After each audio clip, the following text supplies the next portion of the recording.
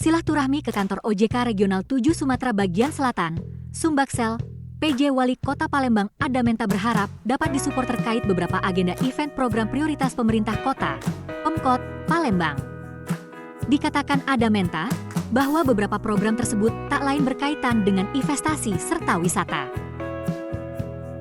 Ia juga menyampaikan apresiasinya terkait setiap kinerja OJK itu sendiri. Sementara itu, Kepala OJK Provinsi Sumatera Selatan dan Bangka Belitung, Arifin Susanto menjelaskan bahwa pihaknya akan menyelaraskan setiap program strategis Pemkot Palembang, khususnya untuk pembenahan infrastruktur termasuk tata kota. Dalam hal ini, lanjut Arifin, bahwa pihaknya akan menghimbau para pihak perbankan untuk menyiapkan rencana bisnis sehingga dapat selalu selaras.